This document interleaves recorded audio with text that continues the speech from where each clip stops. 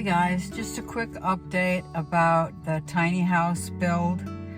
Kind of had to switch gears. Well, I think I said in there that R factor is an issue, and I don't know about spray foam. I think it might be too costly for that, and I really don't know about the ceiling because that has to be R38, which is a lot.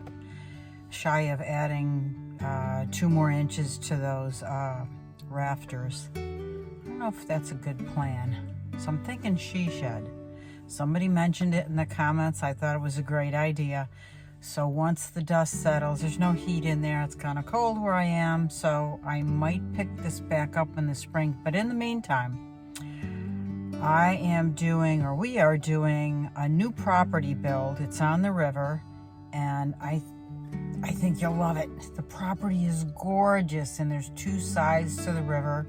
So we're hoping that that will be something that y'all love to see us develop.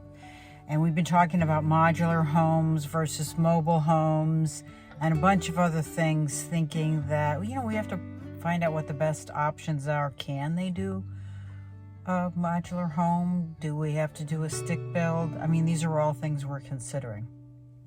I do have videos on those things. We have visited places, and we will continue to do that and research and find out which one's best, which one's more affordable, can we get a loan, all kinds of things like that. But they're in the videos that I published a few, one on banking and one on 2 visits that we've done so far on 2 Eminent Tools.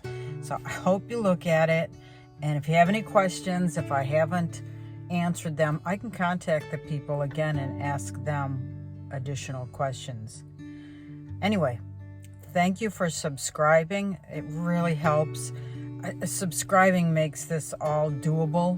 It's just doing this amount of work and filming and editing and post and cost of the software. I know you don't need to know that stuff. It's just subscribing puts me in a good place with the algorithms with Google, because Google owns YouTube, and that puts me in a good standing, and it makes it, well, worthwhile.